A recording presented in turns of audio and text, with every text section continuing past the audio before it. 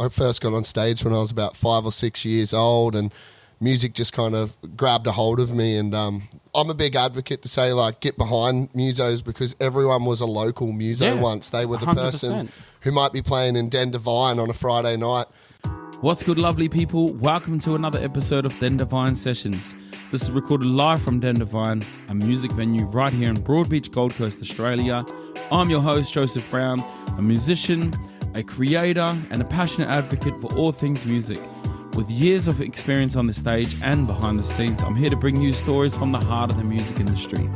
Whether you're an upcoming musician, a seasoned pro, or dedicated music fan, this podcast is for you.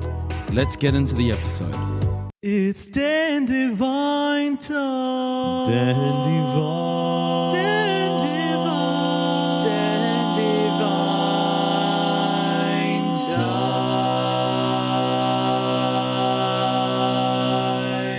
Brought to you by Vimeo. Ladies and gentlemen, welcome back to Den Devine Sessions. We are here in the beautiful Broadbeach at an awesome little venue that you guys don't know about yet. Some of you might, but this is Den Devine.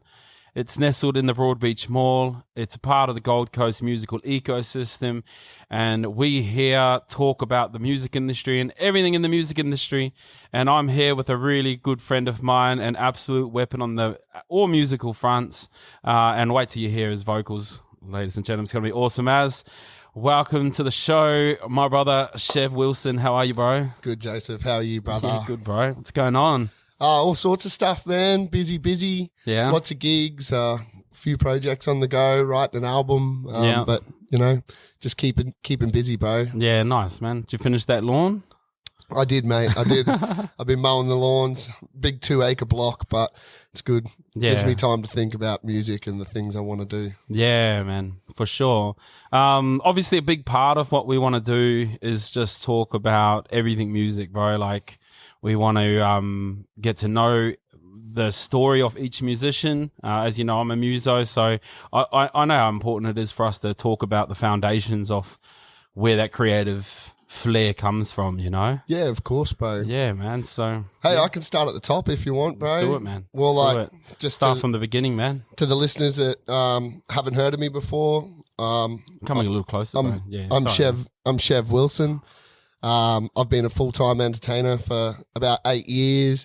I've done everything from the pubs and clubs and surf clubs, slogs, doing them covers, solo gigs, to being in bands, writing my own songs. But I first got on stage when I was about 5 or 6 years old, and music just kind of grabbed a hold of me. And what was that like? Then, what was that stage? Where was it? It was up in central Queensland at a place called the Bucka Pub. It was owned by a really eccentric music lover, and he created a blues festival there called the Bucka Blues Fest in the early 90s, and had Chain and Doc Span and all these really cool classic old Aussie blues rock bands playing there. And I used to go there with my dad and get pulled up onto stage and get to have my moment, you know, and it just kicks something off for me, seeing the way that people would react to music and smile and laugh and dance. It was a powerful thing to me, and it grabbed a hold of me, you know, and I've been hooked with the music bug ever since. Yeah. So your dad's a muso.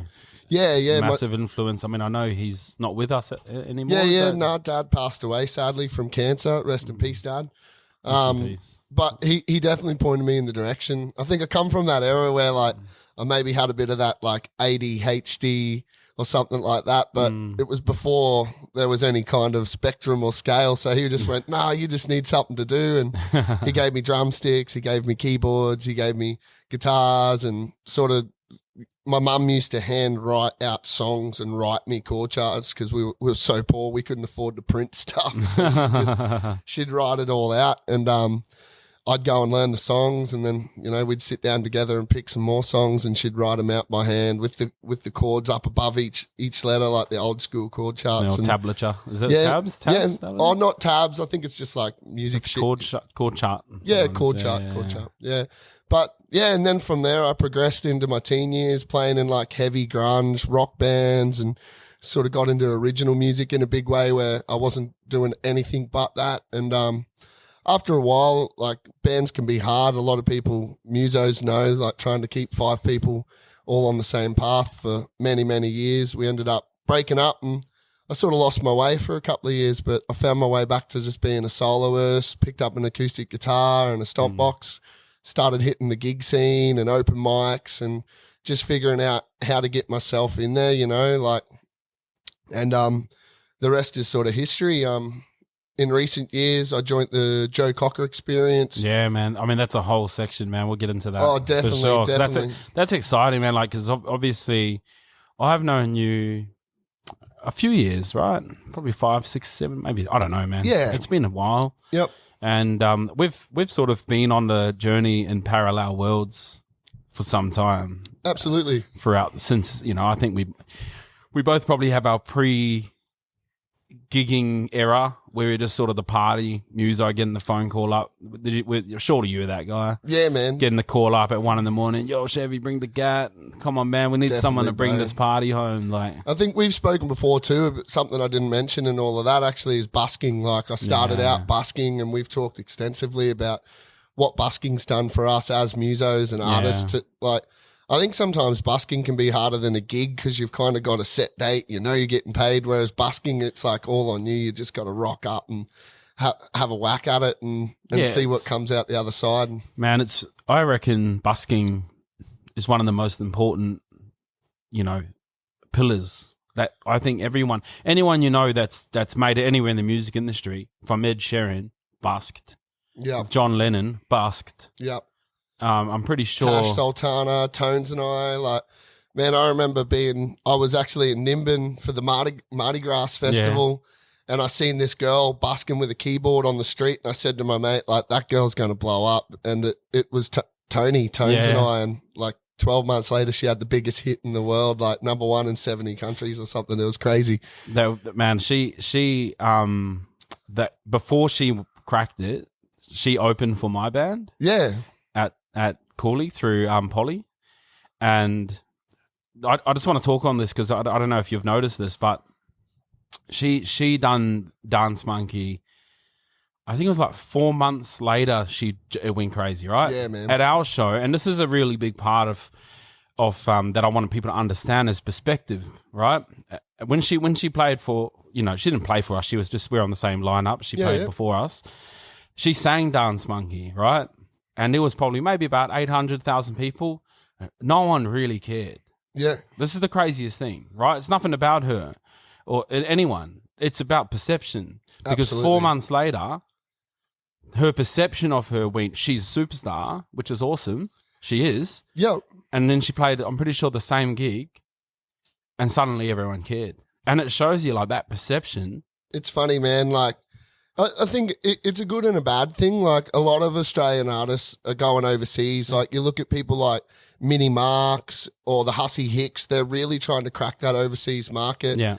And I've found that people respond to you winning. Like, I'm a big advocate to say, like, get behind musos because everyone was a local muso once. They were the 100%. person who might be playing in Den Devine on a Friday night, just their meat and potatoes, bread and butter gigs. But, like, there's some really talented people in the corners of these smoky bars and music scene of Australia.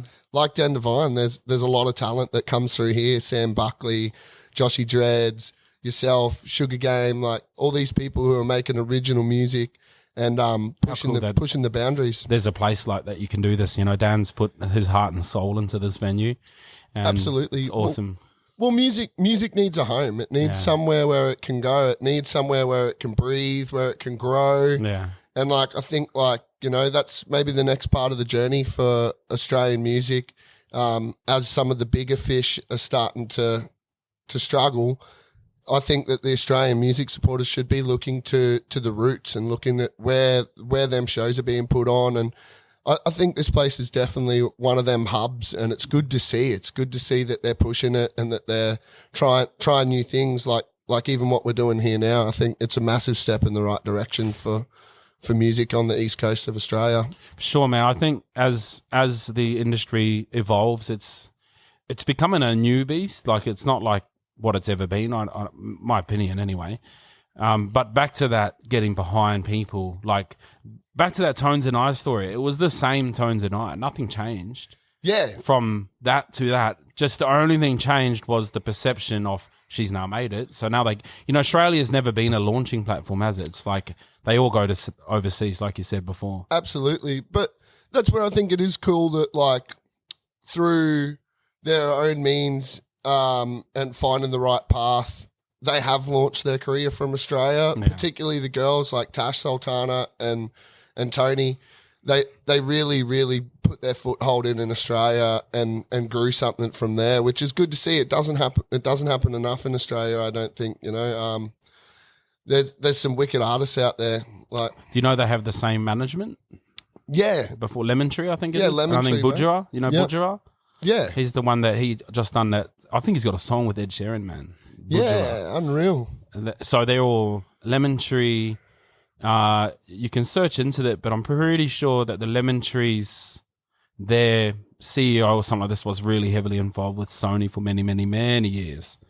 And it shows you as well, like if you have, there is like a trade secret to the music industry, There is, but like, I don't think it's all a negative thing of like it's the world versus the muso. I think like a big part, and even me as a songwriter in the adventure is like, it's all about making the product that people are going to really love. And that's one thing you do have to give them artists, like whether it's Matt Corby when he wrote Brother, that's a breakthrough song. Dance Monkey was a breakthrough song.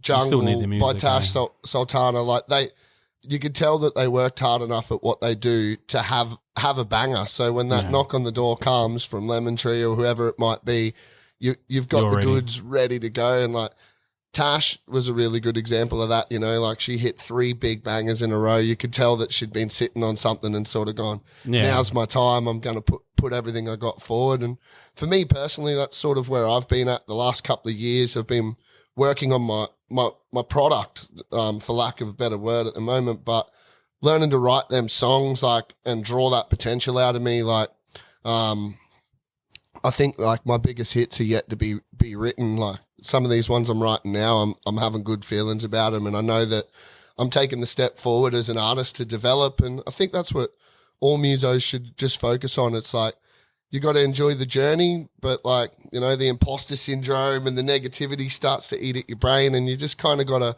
remember why you do it and that you love it, and keep trying to be the best version of yourself and write a better song. Like I remember once I was like talking to 8 Ball Aitken, and he'd You're had playing with him Friday, yes? I'm playing with him Friday, yeah. Saturday. Saturday. And he's a really good example of a working class originals muso in Australia, because his branding, his merch, he's really strived. And I asked him once, like just to pick his brain, I was like, what's your advice to an up and comer, a songwriter who's looking to have success in the music charts and build a fan base like yours? And he sort of said, write lots of songs, write a song every day. You never know, like it could be your 300th song that's going to be the one that really captures your flavor and shows people what you're about. And like it's just persistence, I think, like persistence, and you got to work hard.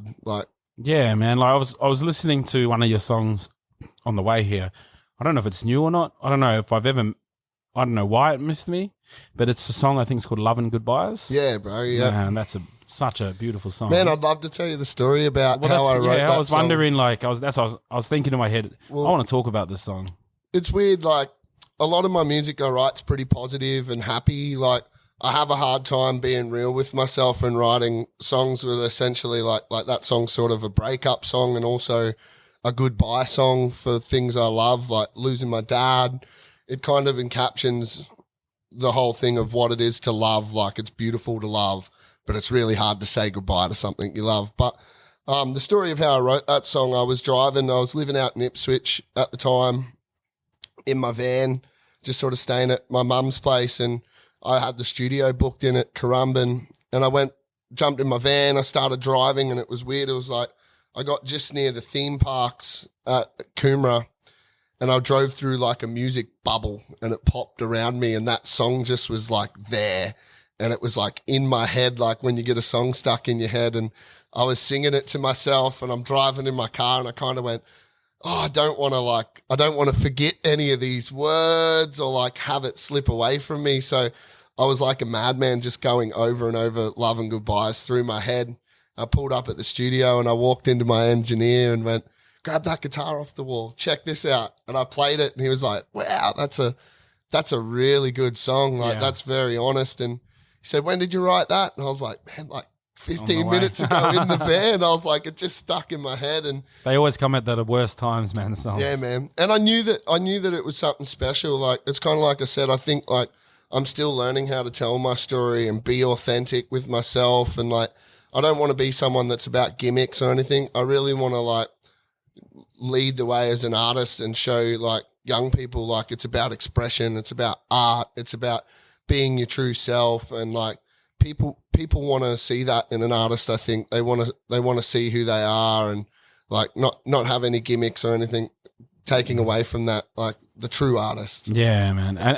And speaking of not having gimmicks, I mean, I don't really pick that up of any of your songs. So it's true testament, man, that you have a story, and the authenticity like is really important. It comes through your music, you know. And I've listened to pretty much all your songs, and obviously I love Home, and I can feel like from a listener's point of view, it just brings you back to whatever that place called home is, you know, whatever it means for you. Is it sort of like what that song's about, or is it? Yeah, I mean, it's about you, and I can feel it's about your growth as a person. Is that? Absolutely. I actually wrote it for a friend of mine who owns another venue on the Gold Coast, the Henchman. My mate, shout out Batman, love you, bro. His business partners approached me for their 2-year anniversary and was like, do you want to write a song that encaptures what the story of the Henchman is? And I could really relate to his journey where he'd like started out as one thing and grown into another and just pouring his heart and soul into this journey and to create a space for people like himself and the other people he felt were outsiders, people with tattoos and like bloody a bit of a crazier, more rambunctious style or character. Yeah. And the best way for me to write that song was to relate it to myself and my own journey. And so that song's full of little Easter eggs so that when he listens to it, he hears like it's all about him, but also anyone else who can listen to it can grab these little bits too and make it about them. Or if I broke it down about how it's about me, it's as much about me. And it sort of encaptures that. Like, I'm a big believer in that we're all one. I believe in unity. I believe in love and oneness, like all that hippie stuff. Yeah. But like, yeah, home's all about finding that place, like finding your home and like knowing what once you're in that spot and you find the path, you got to keep working on it and keep building on it and like focus on your wins and your losses and kind of know where you're gonna be and where you want to be. You know? Yeah, man. That's what that song's all about. Man, I've been so excited to have this conversation. We talk anyway, you know. Yeah, mate, absolutely.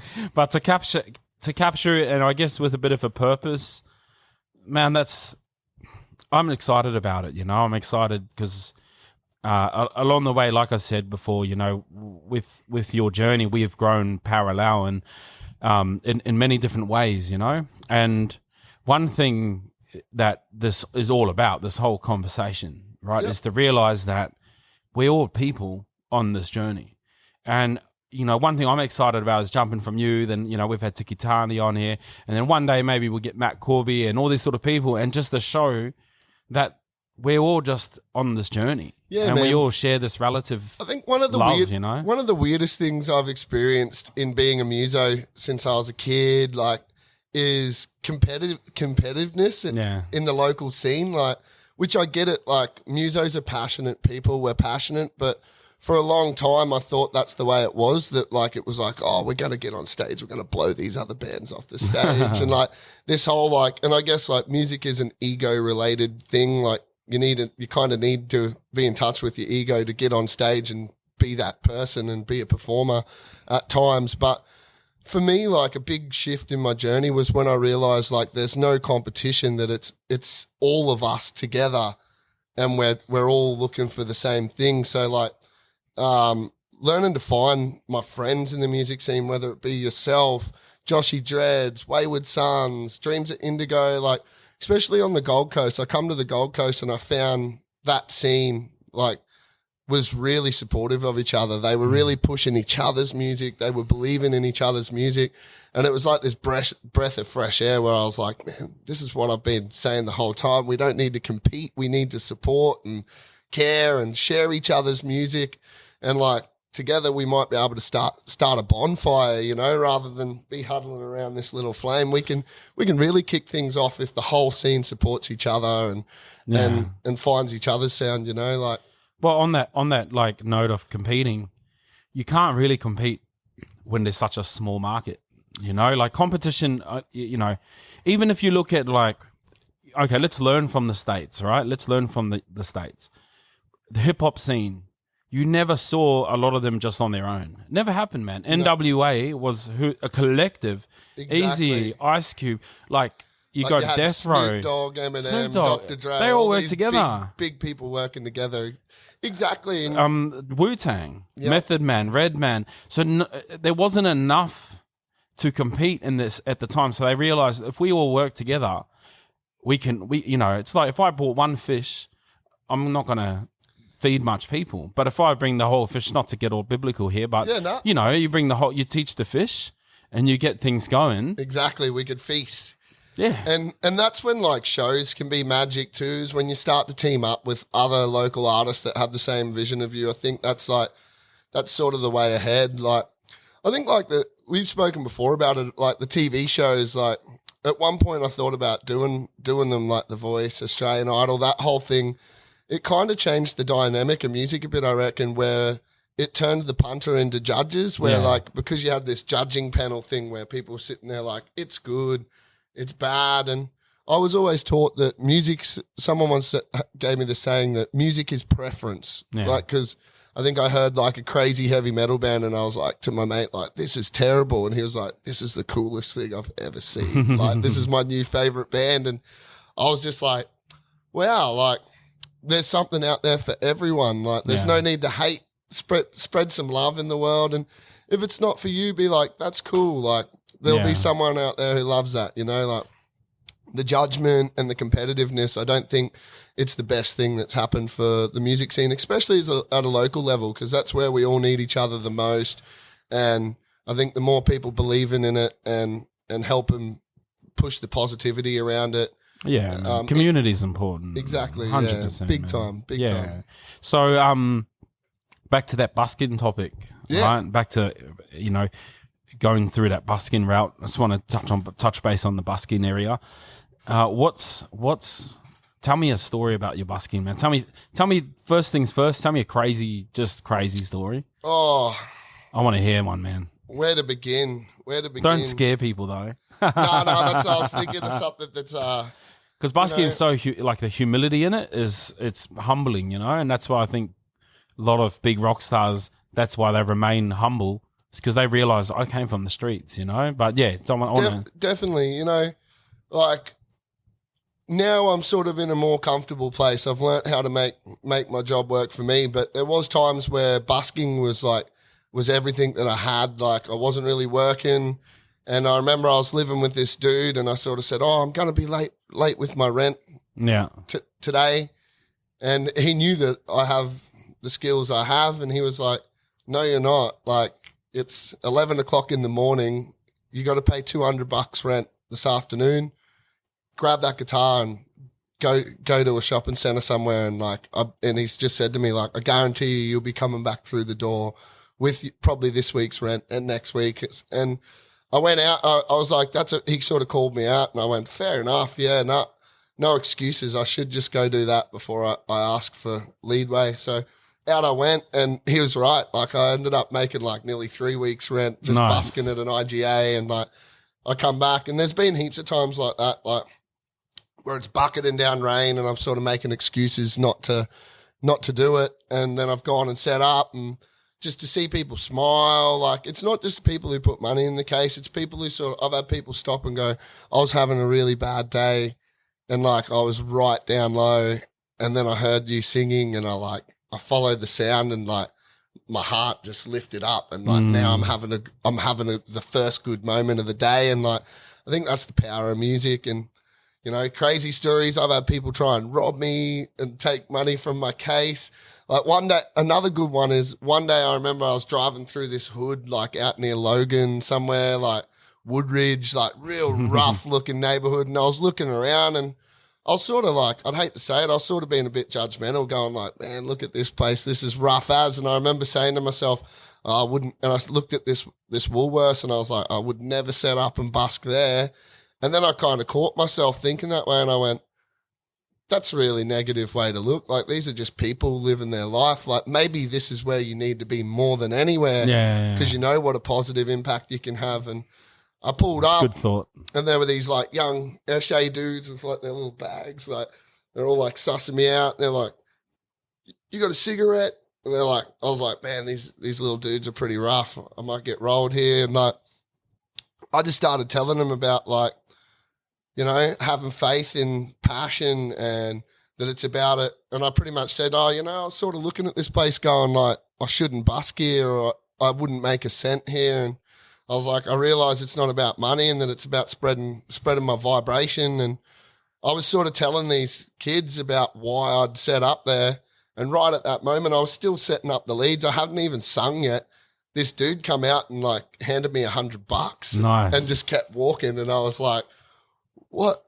and these kids were there too, like, you just made $100. You're not even doing anything. And I was like, yeah, well, it's like I told you, man, the case is just the handout to receive, like, and my job is to give, like, and to give music. And I ended up having like a 3-hour busking session at this crazy hood bloody shopping center, and all these people were stopping and being like, man, no one ever does this here. This is awesome. Like, thank you so much. And people were giving me what they could or just giving me good vibes. And like, I ended up walking away with a new perspective about things like that, you know, and just going like, I'll never ever judge a book by its cover again when it comes to busking. Like, I'll just get out there and have a go, you know, wherever I am in the world. Like, yeah, well, that's the thing, man, is that if a doctor's job's to heal wounded people and a musician's job's to heal the soul, yeah, man, there's no use music being where people don't need healing, you know? So, yeah, you're right, man. Like, your light needs to be shown best in the darkness, not where it's already light, you know? People living on their best life. But you can find that darkness everywhere, I get it. But that's cool that you, like, sort of had the humility to go, you know what? I'm going to play here no matter what, you know? And you listen to your intuition, and look at that, you got rewarded. So that's pretty exciting stuff. And man, I think that's the path. Like you were saying about, I was telling you I was mowing my lawn and thinking about this interview yesterday, and it sort of popped in my head of like, I was thinking about why I do this and what I want my legacy to be as a muso, and like coming from a pretty low socioeconomical place, like my family didn't have a lot of money, but my mum and dad worked really hard to make sure I had a guitar, and like my mum like went without dinner for weeks and like worked double shifts to buy me my first PA so I could go out and start to gig when I was young. And like my goals are to release lots of music and to be an inspiration, especially to like young people and the youth now, to show them that there's a way, you know, because where I come from, like a lot of people turn to drugs and crime or just depression. Like so many people I know from where I grew up out in Ipswich took their own lives because they felt trapped. And I think for me, music showed me that it's a pathway. Like there's so much life out there.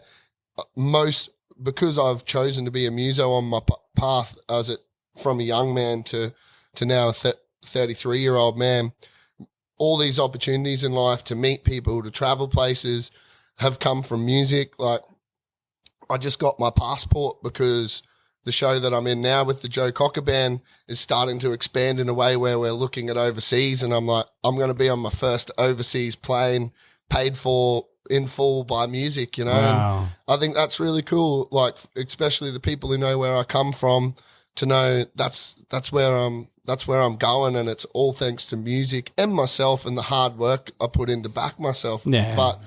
But especially like just finding something, you know. And I don't think like, when I say an inspiration, not just to other musos, to anyone, whether you paint, you build stuff, you're a sculptor or a healer, whatever you choose to be, like if you put your energy into it, life will put it back. You got to manifest. You've got to like, you've got to walk the line. We'll just keep going. I'm Dan. Yeah. Yeah, man. So now we're at the Joe Cocker. So you've busked. You've done probably a few hundred shows under your belt, surely. Just without Joe Cocker. Just man, I reckon more a few thousand. Few thousand. Like 8 years. I done all the little bars that have music 7 days a week. I've done touring in my van and like done residencies in towns like Airlie Beach and Gold Coast, and like I've moved area to area and been a bit of a vagabond gypsy for a long time, but thousands of gigs. And it was weird. Joe Cocker. So I was like, sort of before you get there, hang on. Yeah. Because what I want to talk about with the Joe Cocker is I don't want to. I know that's not the be all end all for you. I get that. No, not at all. Not at all. But I guess the angle that I'd like to sort of touch base on is the journey, right? It's never the destination, it's the journey. And that Joe Cocker's like probably not only paying dividends, but is probably building such a big experience for you for some of those main stage, exactly. You know, that sort of stuff. So, yeah. So, sorry, man. So, yeah, continue with you. Yeah, well, the growth lays outside of your comfort zone. So I could tell that I'd sort of got comfortable where I was, and I was like, I know every year I try and find some new things. I might like, you know, one of my things on my goal list is like I'm writing a country blues album at the moment. I want to enter in the Tamworth Soloist Starfinder competition, like, because I've never done that. I've never gone to that town. It's outside of my comfort zone. Yeah. Joe Cocker was a bit like that. I was looking for that next thing. And you do look like Joe Cocker, by the way. I do. Yeah, you sound like him too. If I hadn't had a shave, I'd look even more like him. But yeah, so I saw a photo and I was like, is that ridiculous. Chev or was that Joe Cocker? I don't know. Well, man, that was where it was a doppelganger thing, and I could like easily do Joe Cocker songs and nail it like him. So I'm scrolling this music classifieds page on Facebook or something. I think it was like the Brisbane music scene. I was just like sort of looking for bands, looking for members, going, I need to do something new. I think I need to join a new project because all my stuff's maxed out or at a certain stage where I can't work, you know, like I'm in the recording process. Me and my band are currently getting ready for some shows. I was like, I need something to fill out some of my time, challenge me, and something that I haven't done before. And I seen this thing for like Joe Cocker wanted, and I went, I should go audition for that because I look like him, sound like him. I was like, this could be fun. Let's go check it out. And like, yeah, I sort of went down that road. And at first I was like, it's just about like some dollars. I heard there's good dollars, and I want to make a living out of music. I don't want to have to go and take a day job or something. And as the economy gets crazier, I went, I've got to hustle harder.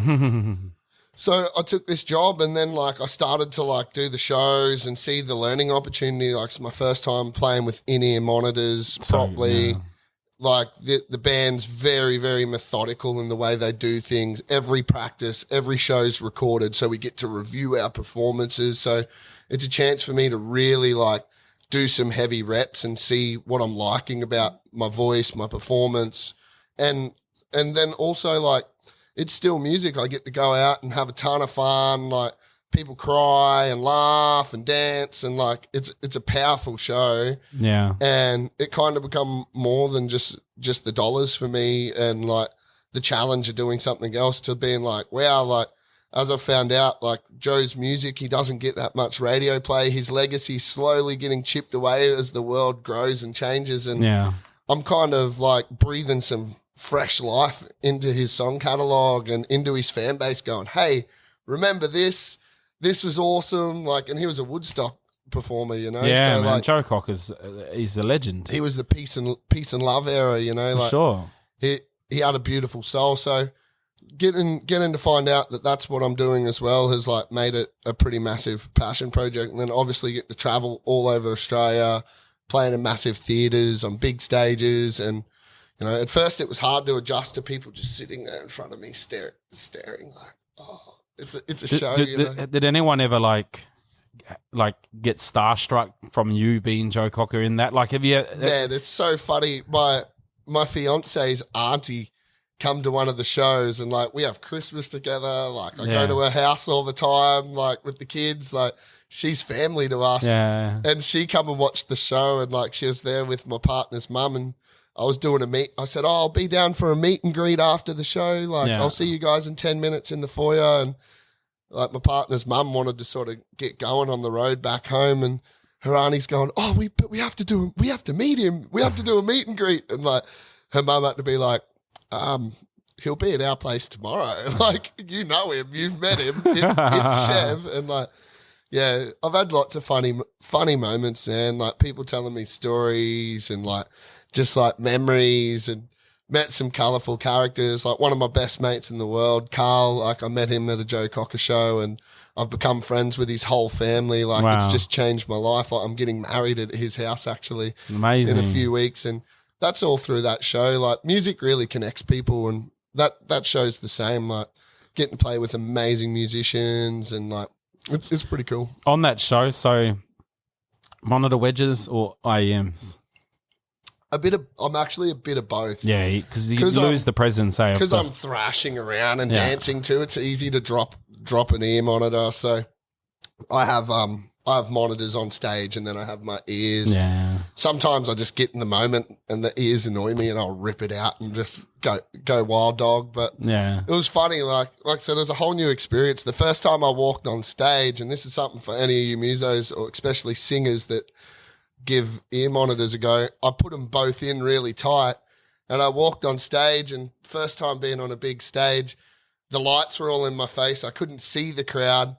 My ears were blocked with these ear monitors, so I couldn't hear the crowd, and I was like flying blind. I'm like, man, I don't think this is right. And I sort of had to rip them out. And after that first show, I sort of went, I need to have wedges on stage. Otherwise I can't feel my voice moving around the room. I can't hear the energy of the audience or any feedback to sort of start to ride that wave. Yeah. And it's been a learning curve, but for sure, man. It's cool too, man. Like for me, I'm pretty old school, and being able to come in and mix my own mix in my ears on an iPad, like the future's beautiful for what music equipment's doing, and for sure what awesome advancements we're making compared to when I started, and it was like, you know, I had to cart around an amp to plug your speakers in. Like, I remember loading my dad's heavy ass band gear in the 90s when I was a kid, like being like, how do you carry all this stuff around for a gig? And like now we've got it pretty good with the way the technology's gone, but yeah. For sure, man. So with the Joe Cocker experience, you've been doing that for about a year or two now. But is it a year? Have you done your 1 year anniversary? Or I think we're a bit over that now. I think we're actually coming up on our 2 year. Yeah. Because it took a little while. Like technically we've been doing the show for over 2 years, because we probably took 8 months to rehearse behind the scenes to get everything like super, super tight.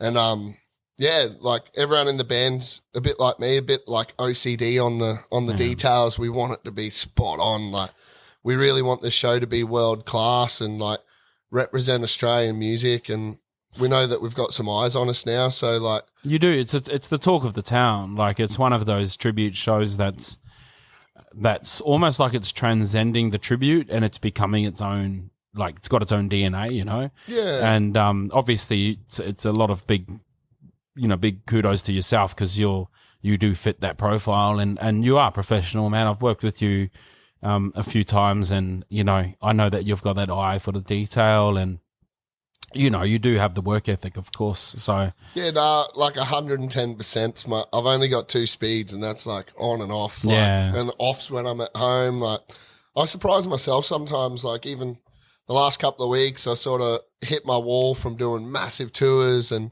like even no matter how much I looked after my body, like I started to wear down a bit, and I sort of just dug deep and like managed to go and do even more shows. And like I think like, you know, that's just a testament to like my passion for music. Like I never want to let a crowd down. Like even in practices, my band tell me, they're like, just go easy, it's all right. Like save it for the gig. And I'm like, I can't. Like this is a run through for me. Like I have to hit all them notes and know that it's there. Like I'm really passionate. I love music. I love my job. I think I'm really blessed to be able to do it. So when I get an opportunity, like I don't want to leave it to waste. I just want to like really that's how I show my gratitude for what I've been given, you know. And if an audience is giving me their attention, then I want to give them something to make them go, yeah, like he cares that I'm here listening, and he wants to bloody give me that passion and like, yeah, for sure, move people, you know, to their core. For sure, man. And coming from that, from busking to you sort of like regular venues where you've got to cart your gear in, then you've got your like, you know, there's you get, you know, a feeling of being blessed when, for me, when you can walk into a place like Den Devine, plug into some world-class amps, absolutely, and just straight away get your thing on, and then you go to that Joe Cocker level where for a portion of your life, you've got to be Joe Cocker. That's no doubt about it. You got to walk in his shoes. I want to know, man, like did it open your eyes, the amount of just work that went into just putting one show on, not only financial, but also the team, like how much people are in the team? Well, roughly, just give me a guess. We've, at our highest amount, we've had 11 people in the project. That's including a full-time sound and lighting guy who does our light and sound. And is that including the band? And that's the band. Yeah. So the band's, the band's 9-piece, and then we had 2 people in our crew permanently. And then the promoters, then you've got the people who put on the show. Well, lucky certain members of our band are our promoters, cool. And it's all in-house. Yeah. Otherwise, we would have an even bigger crew, but it's a phenomenal amount of work. I'm really lucky that, like, for this, I also chose, because I'm flat out at the moment with my original music. That is my main focus. Yeah. I wanted this to be, like, a side project. Like, I really love it. Going from where I've got a massive side project. Instead of loading up my entire band setup to go and put a show on, I can get on an airplane with a set of in-ear monitors in my backpack. Yeah. Fly into Hobart. Yeah. Walk into the oldest theatre in Australia. Get to entertain people. Put my in-ears back in my pocket. Back on the airplane. Back home. Like. And do you have preference for like all your equipment? Are you like, oh, look, I'm on a Shure or Sennheiser or whatever mic, and they just have it for you, or do you just bring your own mic? Yeah, no, we travel with my mics. I'm using a Sennheiser wireless for that show. Which I'm a Sennheiser. I mean, some people are Shure people. I'm not. I'm a Sennheiser person. I'm a Shure person. Yeah, well, this is in my equipment, but the band kind of pushed me towards the Sennheisers, and they're a really great mic. Like, I'm definitely starting to lean that way. And for that show, particularly for wireless stuff, it's great. Like, I've always said Shure's like the Holden Commodore of mics. Like, doesn't matter if there's a dent on it, still going to drive. You know it's been around for a while. Definitely. And then the Sennheisers for me has always been like the BMW or the Mercedes, you know? You don't want to put a dent on it because it's too like slick and nice. You don't mind if there's a dent on your Shure. You don't mind if someone drops it on the ground. Absolutely. You're like, but you know, you see a Mercedes with the littlest dent and you're like, oh, that's going to be expensive, you know? Yeah, bagged up Commodore. Like, man, it's funny. Still a great car. You know. Oh, dude. Like, some of the like, this is random, but just off topic, but one of my mates, Zed Charles, he's like a blues rock guy. He's like something straight out of the 70s or 80s, long haired, beer drinking, Winnie Blues smoking rocker. Winnie Blues. And he drives this old busted Commodore wagon, and like the thing just goes everywhere, man. It's missing. It's got different colored doors on it. But like, my car broke down the other week. I got a message from him, and he's like, "The Commodore's in the driveway, man." So it's like you're saying, it's like it's always there, man. It's ready to go. At any stage you go on, there's going to be a Shure SM58 just sitting there, right? Like, I'm writing a song at the moment. Another random story, but like, just the adventures of music. While my expensive car was broken and in the mechanic, I sort of went back to Old Faithful, bought it was actually a Falcon, old like AU Falcon wagon, and I drove out to Roma to do this gig for Reconciliation Week for the Indigenous people out there, and I took my mate Joshy Dreads. Yeah, I remember that. To play Didge with me, and the car ran on LPG gas, and they're actually phasing it out in Australia, and I got out there, and they've run out of gas in the whole town, so I sold the car for $1,200 and caught a Greyhound bus back to Brisbane so that I could get on a plane and fly out for a Joe Cocker show. And I'm trying to write a song at the moment because I'm like, that's rock and roll. Like, that's what I was gonna say. Give me a rock and roll story, and you've already given it. Oh man, well, that's definitely it. I've got hundreds, but that one there is like That's sort the of, freshest, that's fresh the off the press. Yeah, man. And like, What show was the Joe Cocker show? I think it was Maryborough. Maryborough, I believe. Oh, I think yeah, we done cool. Maryborough and somewhere else. I can't remember where the other one was, but Yeah. we often do two together. That's another thing with that show is like I get to just jump in. Like they book the schedule and all the logistics are handled by some people in the band, which For sure. is a lot of work. I can't take credit for that. Like, Yeah, that's Beck, Bruce, and Pedro who work really hard. Well, that's the keep it thing all is working. like, you know, and that's where we want to put the spotlight on is when you music lovers go out is to understand that, you know, I don't think music has the respect it deserves on a grassroots level. People just in music, you're either someone or you're just an absolute bum. That's what people's perception is, Yeah. right? And I don't mean that from our own perspective. I mean that from your average. You know, my mum said, you know, again, rest in peace to my mum. She passed from cancer too, but before she passed away, even she was in. While I'm doing, you know, you make a lot of money in music, and then you make crazy money, right? Yeah. While I was doing pretty good, you know, banging out a couple weddings and that sort of stuff, but still doing some great gigs, she'd still say to me, "Oh, you need to get a real job," you know? Yeah. Yeah. And even then, it's like, but mum, I'm making more than your average Joe, for sure. Yeah, you know? yeah. And it's not that it's about money, it's that it's about that people need to respect the fact of what goes into the music industry. It's not just Beyonce's and Ed Sheeran's. Even on the grassroots level, the amount of time that goes into putting on a show just on your local scene, you know, it needs to Yep. be a little bit more respect in that part where people can see. That's why I wanted to bring that up, man, was with the Joe Cocker stuff, so people can understand the insight.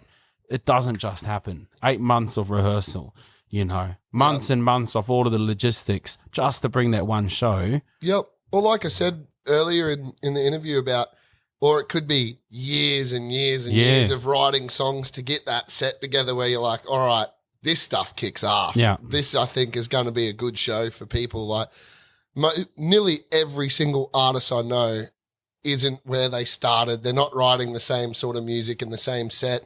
Their set's growing. Their sound's growing. They're trying to you're trying to outdo yourself. Like you're kind of the only competition is with yourself. Yeah, really, where your you're last gig, right? Your last, exactly. Yesterday's your competition. And like same thing, I grew up because I've been a muso since I was like a young kid, like primary school age kid.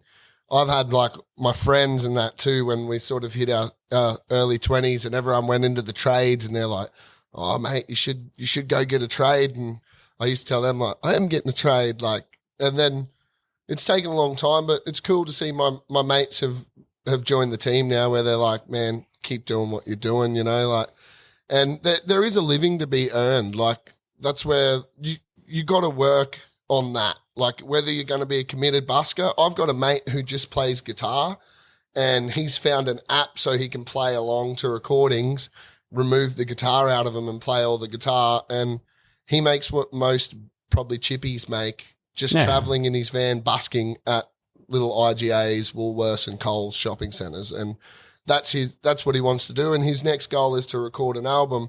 And then I've got other friends who are touring overseas and like there is lots of different ways, or I know lots of people in the tribute world who work in covers bands. Like whether you're a bass player or a singer or a horns player, you can get out there and find musos and you can make a living. Like you can easily make, you know, $1,000 a week, which is pretty decent wage in this day and age, I think. It is. And then, like you said, more depending on the amount of work you do. For me, I've met lots of musos who've bought a home and grown their business. Like, you know, 8 Ball's a great example. Like he's building a studio in his home now and starting to do the family thing. And it's really inspiring when I see musos like that have carved a path for himself. Matty Rogers and Dan Hannaford and some of these guys, they've found a way to go from being the covers guy to being original. Mason Rack, like there's a bunch of people on the East Coast scene of Australia who've managed to carve out a way, make a real proper career. And I look to those guys like they're tradesmen, you know, like they're not apprentices. They've paid their dues and now they're on the path. And like you said, the more that the punters get behind them and appreciate them and know like the years and years and years of hard work that these fellas have put in and ladies to get there, like Hussey Hicks too. Like I love it that I see Hussey Hicks, they're Northern Rivers girls, and they're on main stages and they're like blowing stuff away. Minnie Marks, a girl from Gympie, one lady band, absolutely tears up the stage, so talented, and now she's over in Europe doing multiple dates. Like I really would love to see Australia get behind these people and champion them, because they're our up and comers. They're our blues and roots scene, and like, you know, we don't just have to like them when they have their number one, like Tones or Tash or them. Like, well, it was a thing. They're out there. Yeah, man. It was a thing back in the day to like the underdog. Yeah, that was the thing. The famous people, once they were in pop, right? Like you look at a lot of the Red Hot Chili Peppers, like heavy, I liked them before they sold out, man. I knew them before they were cool. That's the thing, man. And that's the problem with the industry, man, is that it's all status. And I'm like, but the status is where it loses its spark, its magic. Some of my favorite artists, when they got to that status level, their music changed, man. The whole, the genetics of it was like this, from this humility, humble, like relatable music to now I can't relate to you. You're talking about stadiums and stuff. I don't care about that stuff. Yeah. I cared about you when you were like, you know, it's just so, it's funny what you like when you're talking about that, man, for sure. I don't know. Like I said, there's preference for everyone. And for me, I love to root for them underdogs. I love the storytellers. Like my favorite artists and biggest influences have been like Chris Stapleton, who's a phenomenal songwriter, super talented guy. And now he's like one of the biggest global commodities in country music. But like his songwriting and what he does, it's so authentic and so real. Same with like Tyler Childers and I think Matt Corby's another good example of that. Like, I remember watching this interview once with the guy who recorded, I can't think of his name now off the top of my head, but he recorded like the famous Pink Floyd albums, and Matt Corby went and done a thing with him, and he said he's the most original and talented artist I've ever worked with, because he doesn't want to do anything anyone else has done. He's pushing them boundaries. Yeah. And like, I remember like when I first heard Brother live on Triple J, it influenced me. I was like, man, I'm gonna do that. Like, I'm gonna sing, I'm gonna write a song like, and it's not even like I'm gonna be a big famous singer. It was like, I'm gonna write a song that hits someone the way that song hit me. You know, like, and like, yeah, I think like testament to him. Like, I'll tell one last story, bloody. When I met Matt Corby, and like he was a huge influence in me starting music. I was walking my dog and I bumped into him, and I like didn't even know what to say, but good morning.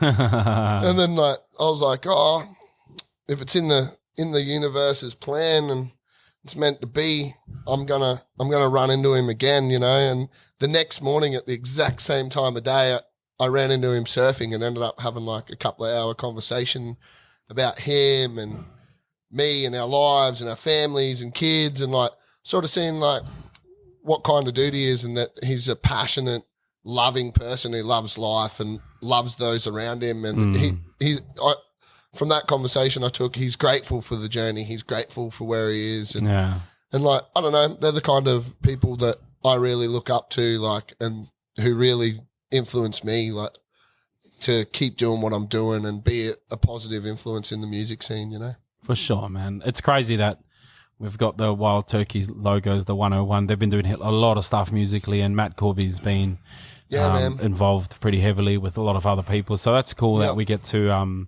you know, maybe one day it'll go full circle and we're here with Matt Corby, and you can be like, yo, what's up, man? I think it'll happen, man. Just set your intentions and keep doing what you're doing here. Like, I think it's awesome. Venue like Den Devine getting behind this, and they've put the work in and like upgraded their stage and their thanks to the Queensland is it the Queensland government? No, higher up, federal government. It's a federal grants. Yeah, man. Which shows Australia spends a lot of money in the music scene, which is great, you know. So it's awesome. I just got to give shout outs. It's a road I got to go down, you know. Like, I've got some friends in that world who are really like big advocates of the grant stuff, and like I personally haven't gone down that road, but that's the sort of thing, like, I think we can still talk about it as for up and coming artists and people who want to Tap do into stuff, it. like tap into it. Like, don't be afraid to have a go at stuff. Like, being told no is not a bad thing. Like, it means that like you're on the right path. Yeah. If you're getting a few no's, if everything's yes, you're probably playing safe. Like, you want to go outside them comfort zones, like shoot for the stars and see where you land, you know, like Yeah, man. 100%. Cool, man. So one of the things, one of the sort of games we want to play, it's not really a game, but it's Dead Celebrities. Yeah. So you could have it could be a phone call, probably a dinner. Let's go with a dinner date with a dead celebrity. Who would that be? And what would you ask him or her? There's quite a few that are good. Hey, now top of my head, if I just go for what first popped in my head, I'd probably say like, and this might surprise a few people, would be like Michael Jackson, because like I think Michael Jackson was a really powerful and interesting person. And Which era of Michael Jackson would you want to have a dinner with? Bro, Like I the don't end mind. of it or all of it? I don't mind all of it, bro. All of it. I think he was an advocate of the people, like all the controversy and all the stuff. I get it. You know, but I think like as an artist and someone who believed himself, super powerful. Probably next, and I'm gonna make this my answer, MJ. I just wanted to give some props to the king of pop there. I'm gonna give you 3, but my next one would be Mac Miller.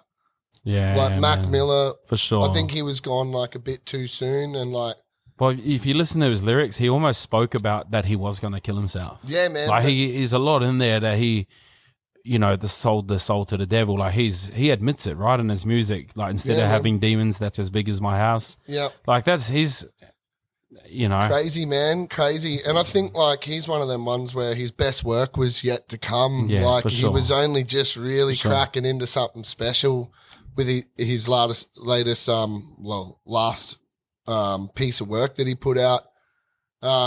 Yeah, super talented and eclectic guy, and like I think, like I said, that's a musical conversation. Like all of the other stuff outside of music for both them 2 answers is like whatever to me. I'd just love to have the powwow about music and the creative process and different thought processes they go through as What'd you artists. ask him?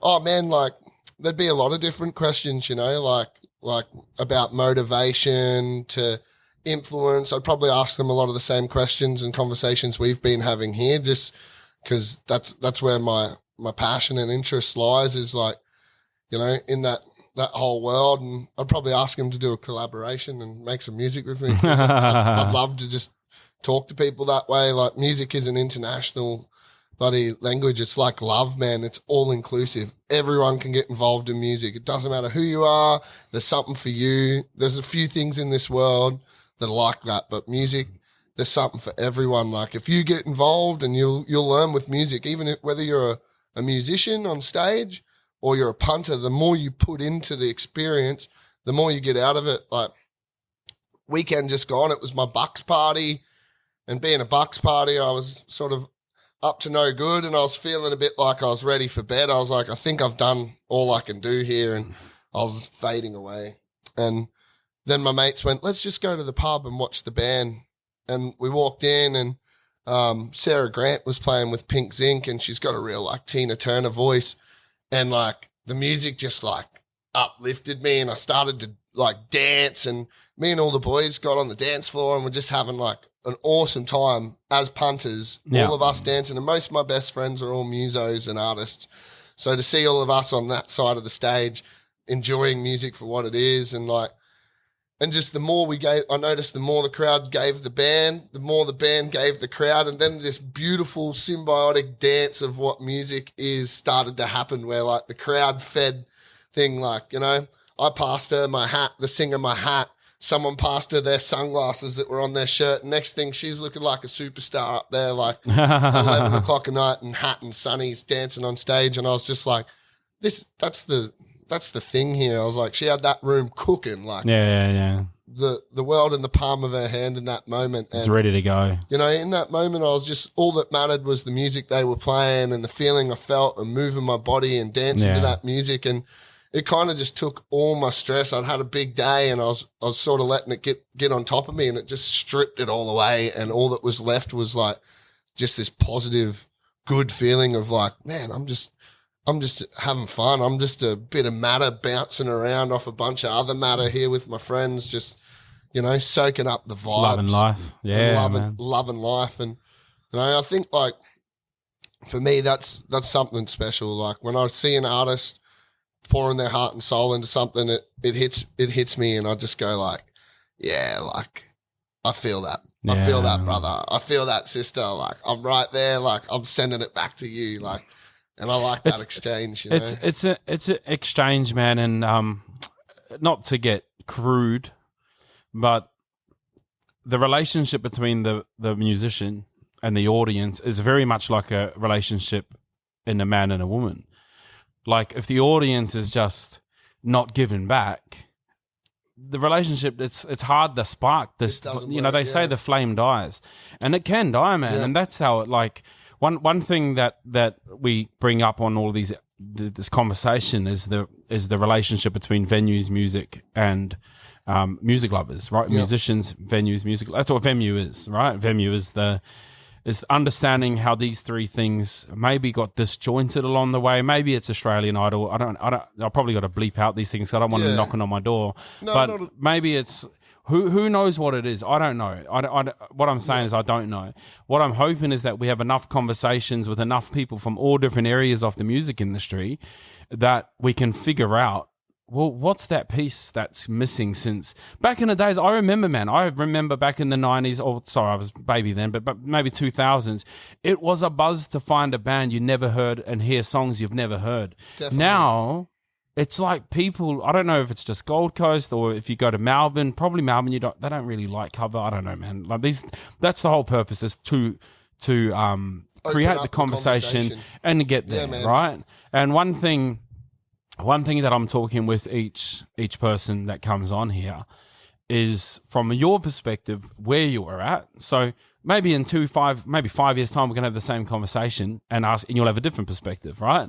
Today, here, as we sit, from your perspective, if you could give one piece of advice out to all of the venues, doesn't matter who they are, doesn't matter if they're a small local venue or a big venue, right? That can accommodate you to bring your best, you cannot beat this performance because all my needs were met. I came and I rocked it, everything. Like when you talk to a fisherman and you go, all of the conditions, what are those, what can you encourage a bit more for normal, so people can normalize this across the venues? Because right now, sorry, I'm speaking on and on and on, right now, every venue, some have got it, some don't. And when they've got it, I know I perform the best. Yep. When they don't, I just don't. I lose my vibe. And so I want to ask you that right now, where you're at. This is, you've done the Joe Cocker shows, you've done the busking, you've done these shows. What's a piece of advice? It can be one, it can be two, that you can give out to venues to better accommodate musicians so they can do what they do best, and which is make punters stay for longer, which is what helps the venues in the end, right? So yeah, man, give us something. I'd say like it's about creating atmosphere. Like it's okay to hire a muso to have some noise in your venue, but atmosphere is everything for the punter, for the muso, creating the right atmosphere and exchange. Like there's a lot of gigs that I go to because of agents or whatever else, there's no relationship between the artist and the musician. So many. Right? And you rock up and they're like, stage there. And that's all you really get all day. It's not like, hey, do you need a drink? Can we help? Like, this is what we're going to do. Like, there's no communication because that happens through some third party.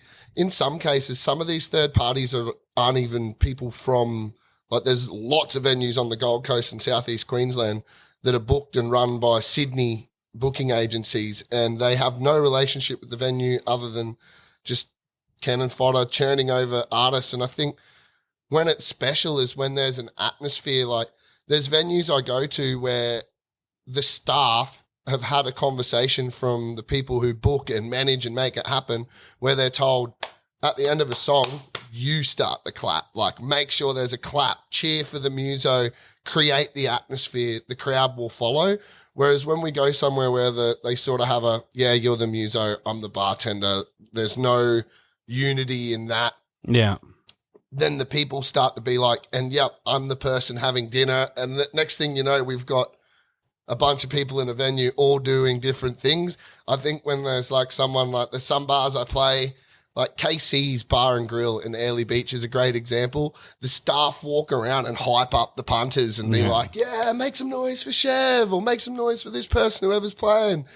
Or like, you know, even for them, KC's, I started during COVID, I started doing a tip jar on stage because some of the venues were struggling a bit. I said, man, let's see if I can basically busk on stage. Like, people can make donations. You can book me in for an hour instead of a 3-hour gig, and we'll see how we go. And we figured out actually that the tip jar was better than just a normal gig anyway, and that we'd improve the situation. Yeah. But the staff would sort of walk around and be like, hey, like, he's got some merch. Do you want to throw $2 in? Do you want to show some love, or just like make some noise, get up and have a dance? Like, I think like by creating that atmosphere, it like just created this magic thing where like you could lock in and be like, man, I'm here. Everyone's coming on the march with me. And like, yeah. So for me, I think like that's the thing is like, it's back to sort of what we were saying, which is just like appreciation, communication, like having someone at your venue to greet the muso and just like look them in their eyes and go, hey, I'm such and such. It's good to have you here. And you know, value the muso, right? You can feel the value, and that's when you get up and you give your best. And you know, that'd probably be my answer to that. Like, there's a few things that could definitely, like, you know, what turns you off, man? Like, look, man, I want to have like, I do want to have the hard conversations. The purpose of this whole thing is to have the hard conversations. So what's something that like, if you were to get like, what's something that just straight away makes you go, I don't want nothing to do with this venue ever again? Well, the nitty gritty, probably like my biggest ick that's going on in the music scene at the moment is this whole like one size fits all payment thing too, and not letting artists actually offer their work for what they charge for it is probably something that's pretty strange to me. Like, I've worked in a few different other industries. I do have a couple of trades, and every other industry, it seems that someone can put their price forward, it gets tendered, accepted, and then they do it. Whereas like, say someone who started gigging 6 months ago and can play a few covers, can come to a venue and get paid the exact same and treated the exact same as an artist who's worked for 10 years, has a following, has a show they've built and crafted, has top of the line equipment, has done all these things to check the boxes to be a really professional muso, and there's no value in a large amount of venues for that. Like, they've got this one size fits all. It's like, oh, we pay $100 an hour. And it's like, well, I actually charge $150 an hour. They're like, not interested. No. You don't get the gig. So it kind of like, it puts out a lot of stuff where it makes it hard. But also to play on the right and the left hand of that is when you look at the amount of venues shutting down, it's kind of got to be a bit of give and take. Like, maybe it is a start here and work your way here thing. Like, but I don't know. I don't have all the answers. Like, I'm just going to keep doing what I'm doing, you know. Like, we definitely need more punters to get out and support live music and support ticketed shows, especially at the localist level, because if we want to see them kind of growth, that's where we all need to go. Like, we need the support of the community. Well, that's my next thing, man. The music lovers. That's the next thing. So, you know, the venues, that's great advice. Value your musician.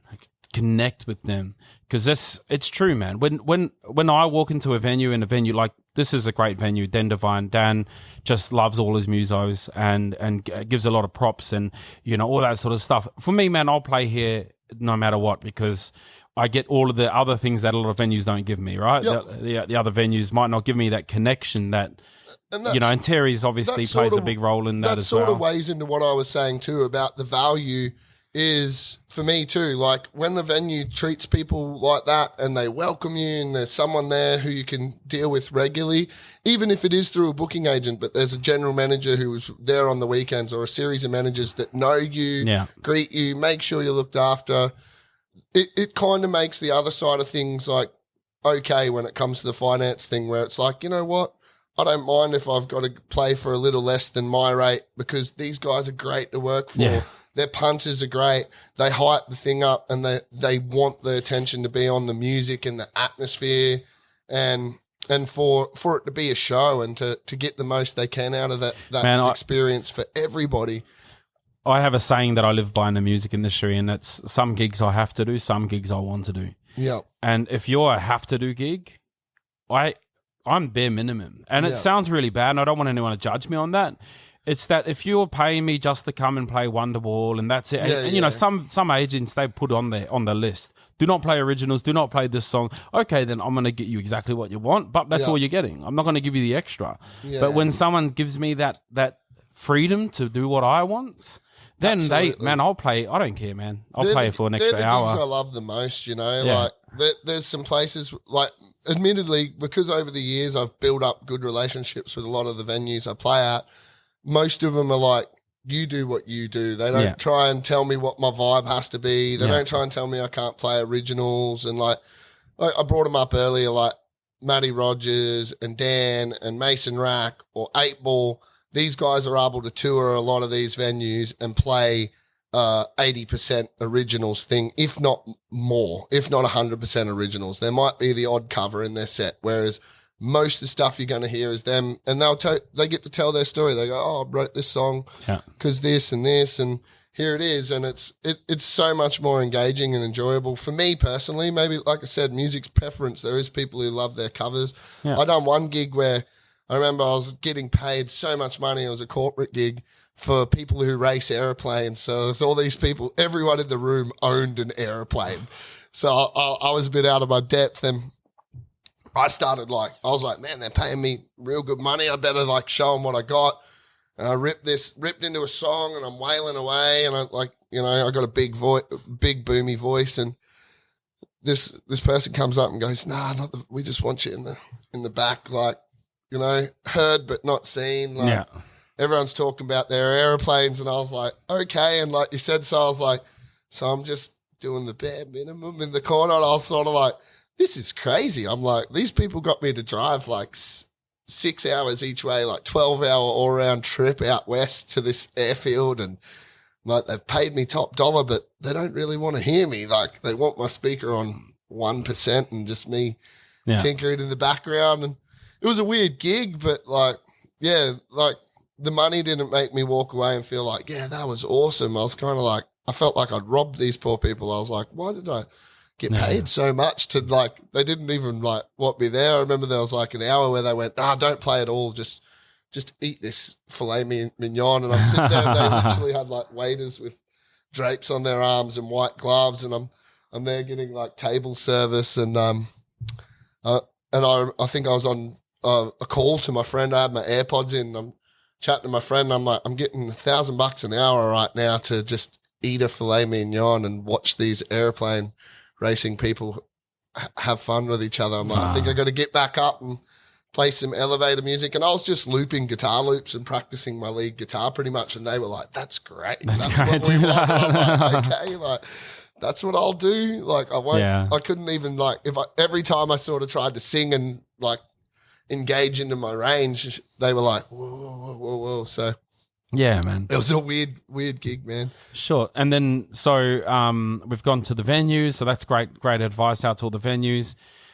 Next thing is the music lovers. Like, obviously, you know, how can people better show up for supporting your local artist, or, you know, what can they do? Is it a factor of being respectful or being silent when a song's being done, or carry on? I mean, what do you think, man? What do you think? See, I've mixed emotions about that. I do agree there's certain settings, like I done So Far Sounds for Gold Coast, and I thought it was really beautiful that they filled this space. There's probably like, you know, just under 100 people in this little venue, and they have a really big thing where they're like, no one talks, like no flash photography. Everyone just sits and listens when the artists play, which I think like that's really cool. Like if you go to someone's EP launch and they're playing and performing that song, definitely keep things down. But also there's some atmosphere for a bit of rowdiness where people could cheer and yahoo and dance.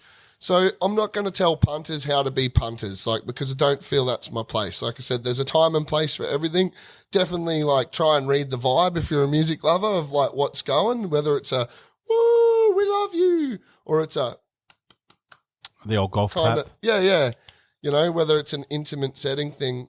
But things that punters can do is share local artists' music, share it with people, tell people about it. If you love an artist, share it on your wall, post it on your story, use their songs on your stories, buy their merch. If they have CDs, merch, find out if they have music on Apple iTunes. Go and buy it. Don't listen to it on Spotify. Go and download it on Bandcamp. Like, buy the music or buy What's the Bandcamp, merch. bro? I know what Bandcamp is. Musos do, but music lovers seems to be the only one that doesn't know what Bandcamp is.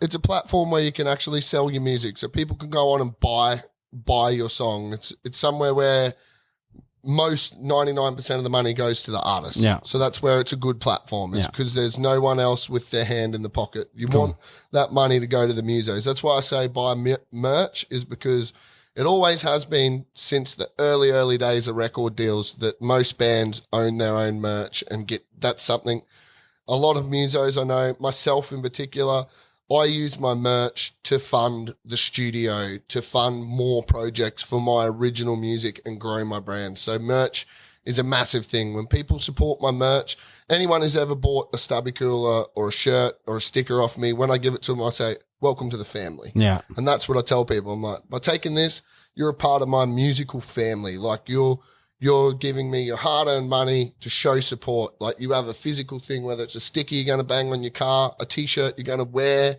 it out. And when people go, man, that's a cool shirt. Yeah, that's this band. You know, you can become a promoter. Like that's a uniform. Like I've only just got my merch sorted. Same thing to artists. Like, do what you can. You don't need to upgrade that piece of music equipment right away. Go and get some kind of merch. That's coming next. Some kind of physical thing that you can sell that is yours. Like fund it, and it's a way to turn over. Like, and that's another thing I realize is to invest in yourself. Like for musos, if you want people to invest in you, invest in yourself. Like make sure. It sounds crazy, but like your look, your presentation, like don't turn up and like in a bad attitude, scruffily dressed, like unless that's your brand and what you're going for. Let's get into it, bro. Like, yeah, so let's get into musicians, because I know it can only take one muso to lower the value of all musos, and I know it only takes one muso to do something silly, to take a joke out of the writers. You know, I knew musos who would just drink tequilas and whiskeys, and I'm like, bro, that's people like you. Why venues are stopping this? It's okay if they're welcoming to you whiskeys, but if they're offering, I'll give you a couple of beers and you abuse it, then that's another venue that pulls out. You know, so anyway, man, I know there's little things that happen with every musician. So for sure, man, let some musos know what's up. Well, I've touched on a few things already. One being competitiveness and like putting other people down, even like the power of manifestation. You don't want someone to drag your dream down. So like the best thing that all musos can do for the scene is to support each other. Like I'm always thinking of ways to do this more and better, because admittedly, like it's so easy to get caught up in your own hype and your own journey and your own goals that it's like, man, I don't have the energy to put into Joseph's music when I'm trying to put my energy into my music to get it somewhere.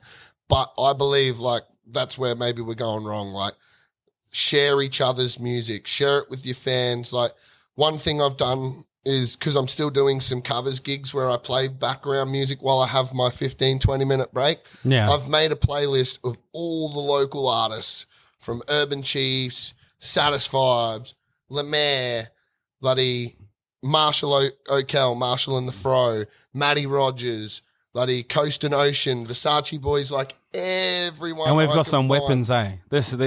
Man, Music's Mitch King, unreal. Like Sam Buckley, there's heaps of good stuff.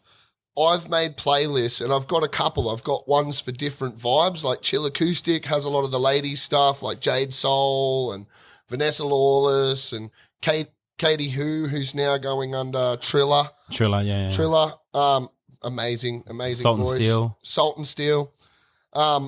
Hussey Hicks, mentioned them before. And I've made these playlists, and I'm just like, it's a small thing I can do, but I play their music in between my sets at gigs now, instead of just playing a background thing, playing that same old 80s stuff or that favorites or anything really. Like, just doing that helps. And then when another artist releases a song, share it with your following. Like, share it, because if another artist does it for you, that's a whole nother you. Like, someone else has built their audience. And if we all share each other's music, like, even if you just like not pick favorites, but like if it's too hard to focus on the entire scene and you play a few shows with people, keep them in your things, you know? Like, I often share like Jackson Dunn, Matty Rogers, buddy, Jai Whiteman. Like, these are dudes who I've met, played shows with, interacted with. So they come up in my feed. If I see they're doing something, Jackson's doing Strumfest, I'm sharing Strumfest. Like,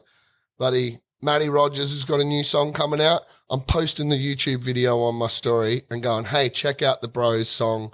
Like, so I think like that's musos need to get behind each other. That's my focus for musos. Like, definitely, like, don't undervalue yourself. Don't be a dick. Like, don't drag everyone's value down. Like, the musos who are out there undercutting, playing for $200. Like, right now, it's harder than ever for musos. Like, we do need to bump ourselves probably up a bit, which is sort of already happening, which is good to see. But like, you know, as the economy's got crazier, it's sad to see that musos haven't got even $50 more, when it's like petrol's now costing a ridiculous amount. Insurance has gone up. Everything's gone up. Guitar strings, and we're still working for what we were working for in 2010. And I think that's a bit of a travesty. But also, like I said, when venues are shutting, where's the balance? We need the punters, the musos, the venues, everyone to come together and create the solution. Because I'm not given the solution overall, but I do believe in a group of people with so many creative thinkers and so many innovators and so much passion between all of us. Surely we can spark the fire, and we can make the Australian music scene something amazing. And I want to be that unpopular opinion guy and say I think there's a blessing in the closure of all these major festivals. I think that allows punters to be able to explore more financially in their local areas, because when you think about it, that one festival's, you know, I'm not anti-festival, don't get me wrong, but that one festival is attracting hundreds of millions of dollars to that festival, to those people, which is great. Yep. But those people is not the local economy. Those people, they're going to go and do another festival over in another part of the country or in another part of the world, and they're going to be fine, you know? What I'm saying is that I'm not saying we need to shut down all festivals. I'm saying there is a blessing in disguise. There is a silver lining that's guiding people to go, oh, well, now I've got the spare $5,000 that I usually spend at whatever festival. Yep. Flights, accommodation, food, all that sort of stuff. I'm going to go and spend that here at Den Devine, or it might be my kiddo, or this stuff there. Absolutely. So I think that's going to be there's going to be positives in whatever this new paradigms of music's going to be, you know. And if that means festivals are starting to drop because it can't sustain because it's too big, then maybe that means that there's going to be back to the 90s where venues were the thing. Festivals were like a special thing, not now there's like 200 festivals. How can people go to that all the I think, like, you know, companies like Live Nation and like they might send a sniper if you say they're too man, loud. well, like, I hate to say it, but you know, like, these are big, massive companies that want to play. Do it, man. That want to play Monopoly. They want the whole pie, and they're not thinking on a local level about guys like me or you. Once you hit that big time, they'll come knocking and they'll have their millions ready. But when it comes to the scene and we can support the big guys, but like I said, somewhere out there is the local level Jimi Hendrix or John Lennon. They're out there. There's dudes who are that talented. So there's good. hundreds. And we're kind of destroying the platform that they had to climb up. Like, the CBGBs. Amazing. Like Den Devine's like a CBGB sort of thing, man, where it's like a Viper room. the Ramones, like The you Ramon- don't yeah. know what you're going to see in a venue like this until you come and see it. And yep, there is a lot of bread and butter players that are there doing something you might have seen before, but I'm telling you now, more so often than not, you're going to walk into one of these little venues and you're going to find your new favorite artist. You're going to find someone that just makes you go, wow, like that person. It's like, and I've had people come up to me and I've gone up to people myself and gone, how are you not on a bigger platform than what you are? Like, you've got crazy talent. You could be that guy. And they're like, yeah, I know. I'm just working it out. Like trying to find the footings, and like, it's a hard ladder to climb now. And I think like, I don't think we need to seeing some of these big fish. It's sad because, man, there's a lot of these festivals I've gone to, and I'm actually an advocate for the experience that they provide and what they're doing. You know, like I'm not afraid to say one of the names, Blues Fest, Byron Bay. That is a freaking staple of Australian music and stuff. Yeah. They do actually have a program to help up and comers come through that is run pretty well. It's not biased. If you go there with a shit hot band and good songs, there is a very high chance you're going to win that comp and go there. But I agree with you that at a local level, we need them punters that support that to support the Den Devines, to support Moe's Desert Clubhouse, to support any music venue that's pushing original live music. And like, that's a big thing to the punters, is like support original music. Like, I love to hear freaking Fast Car and freaking Daryl Braithwaite Horses. I love it. I love all them favourites. I was a covers guy working in the pubs for 10 years. I love singing other people's songs. Joe Cocker is a world famous covers artist. He only had like 2 songs that were his and he didn't write them. So like, bloody spoiler alert. Joe Cocker is one of the Johnny Cash is another one, man. He actually didn't write a lot of his songs. People don't. Slim Dusty, man, there's heaps of dudes who didn't. But like, go out and support original music, because like the more that we put into that original scene, covers is the another more thing. we can grow.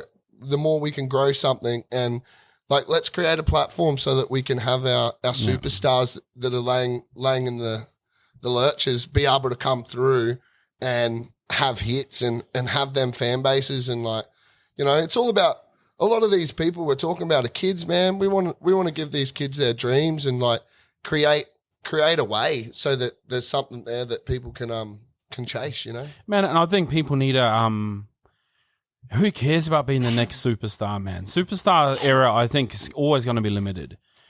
Yeah. It's about musicians. We just want to play music, and that's what matters to us. And speaking of like the whole making it conversation as a muso, there was like this time, like it was about 3 years ago, and I was on tour in my van.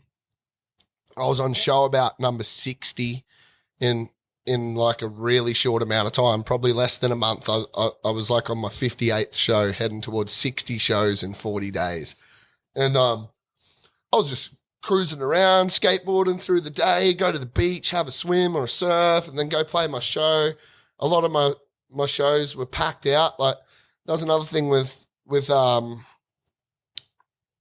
crazy lockdown period of when it all come back. It was, the venues were kind of packed there was a little moment there where there was no big festivals, there was no big crowd things, so everyone was going into these little venues and just jamming them out. And all my venues I played at seemed to be like lineups down the road, and I was like, this is sick. And I was having the time of my life, and I had this epiphany where I went, I think this is more making it than, like, you know, if you were Post Malone, it's like I couldn't go to the beach and walk down the street and just live I was like, I'm traveling, I'm making a few grand a week because I'm doing lots of shows. I'm like, you know, I'm doing 6 to 7 shows a week and I'm busking through the day. It's like I'm working as hard as I can. My singing got better, everything got stronger, my guitar playing, my confidence, everything was right there. And I just had this magic moment where I kind of went, everything's right where it needs to be. I'm like, this is the making it I dreamed of when I was a kid. I'm like, I'm making a living. I can afford to stay anywhere I want, or I could, like, you know, I'm like, if I can keep this up for a few years, I can buy a house. There's no way I won't buy a house. Like, The other thing musos don't do is like pay our tax on time, put money in the bank, save, and do regular people finance things. A lot of musos live crazy. They're like, oh, Gibson for $5,000. That's a bargain. I'm going to empty my savings. Like, buddy, we're not like known for being the most financially wise people, but I met a few of them people in the scene and seen what they were doing, and I started to follow that method. I had my investment, like I said about investing in myself, and I wasn't going out and pissing my gig money up the wall. Yeah, I was putting it into studio time, merch design, looking for a publicist. I was starting to really look at the pieces of the puzzle of how to make it all work for itself and go, well, and then I've learnt from being a busker and starting at the bottom, I can live off that sort of 1 gig a week can go to me and the rest can go in to the project. And I think like my career doubled itself that year because I was just I was pouring everything that was pouring into my cup. I was pouring it back into them spots, and then like more, and like probably to be like perfectly honest, in the last sort of 12 months since I've been doing the family thing, I've just had a daughter, got engaged, I'm getting married in a few weeks. I haven't been able to do that. So it is a juggle of life and being able to walk that line, like. And being a dad, you know, I have kids, man. It's the game changes. I love the tie, brother. Oh yeah, for those that don't know, this is a Father's Day tie that I made. It's beautiful. It's a beautiful thing. Apparently, I'm one of the many number one dads. World's best, it says, mate. World's best. Oh man, look number out! One, hey, look out! He's got the guitar and the he's got all the bits on there. I don't know if you can see it. But no, man, I love it. Changes the game, man. Like, sorry, man. What I was going to say, man, is do you find it? Like me as a dad, what I find it difficult is to come out to shows and to justify that. You know, my wife's not a musician. Obviously, when your partner's a musician, they understand. But for a lot of dads out there who don't have muso wives, which is a lot, I find it difficult because our jobs outside of playing music's 2% of what we do, right? Yeah. The other 90%, 95%, like a big chunk of that, like you said, is coming out supporting musos. Yep. And it's very difficult for me to be able to justify that to my wife because it's like, oh, you go to another show, and it's like, oh, I have to. Oh yeah, sure you do. Like, it is networking, man. Like, networking is so important. Time. And like I said, whether it was just on the weekend, I was sort of out. It was my Bucks party, so I was out like yahooing with the boys. Yeah.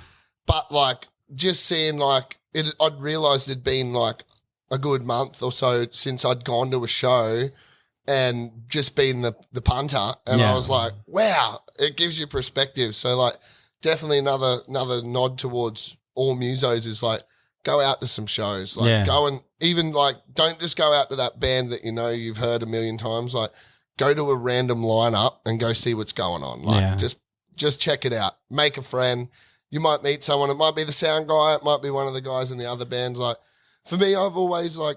And a lot of venues. Sorry, man, cut you off. I was gonna say a lot of venues will accommodate that you can bring your children. Some won't. Yep. But I know Den Devine. I've brought my kids here a couple of times. And there's probably times and you can't have kids. But for those dads out there, because it's close to me, because I have kids.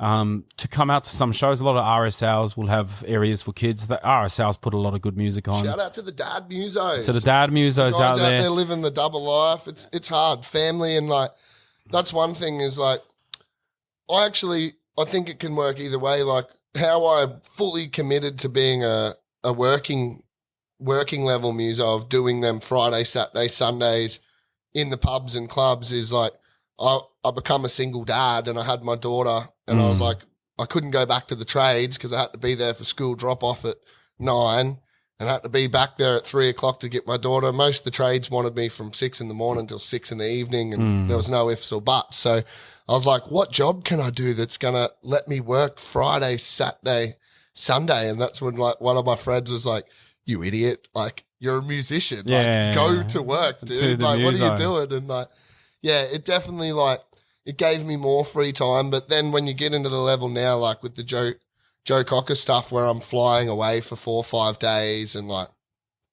on the road, or when I was touring in Airlie, like I basically like had to be on FaceTime with my daughter. It can get really hard, like when you're working yourself to the bone, like to juggle that. And like I can only tip my hat to any of the dudes that do it, you know, like Matty, 8 Ball, a lot of these guys now. We're coming to that age where we're yourself, Joshy. We've all It's a got different. kids. It's a different like a different kettle of fish. I mean, I talk to people pre-kids and then after kids. And pre-kids, you could be at all the after parties. You could get on whatever alcohol or drug you want to do, mushies, whatever, doesn't matter. Because, you know, you're just you. You can wake up at 11 o'clock the next morning or 2 o'clock in the afternoon, doesn't matter. And I noticed, I'm not going to mention names here, but I've spoken to a few musos after they had kids. That following that was there all of that time, they just started disappearing because actually that person couldn't do the drugs with them or couldn't drink with them every weekend.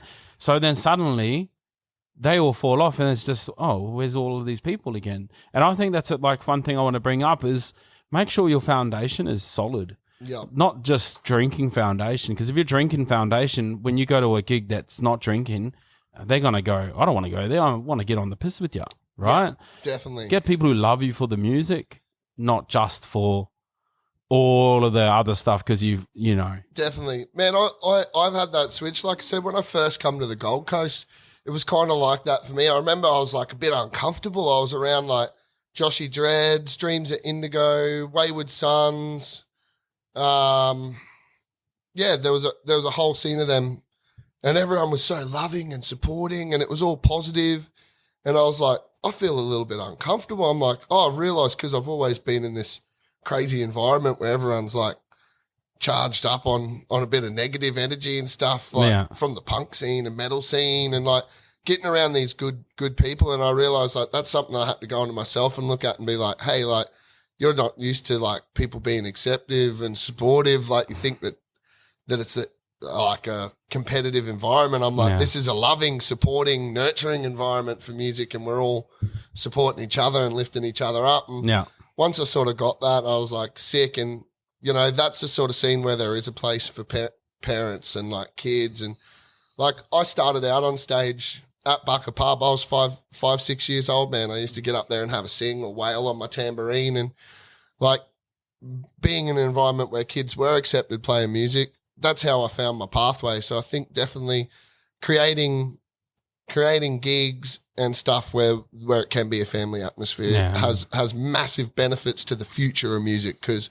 we can inspire them little rock stars to come through and go, yeah, I want to do what Joey and Chev were doing up there. Like I want to sing the blues. I want to sing some reggae. I want to sing soul. I want to play the drums. Like you know, it's good to have that. Sweet, bro. Well, man, it's been an absolute amazing conversation, bro. Like we got to go into some nice crevices and nooks and crannies, which is awesome, man. Like, and you know, I just appreciate you, bro. And I know your time is definitely nigh. It's you deserve it, man. You're a hard working muso. You've got amazing original music.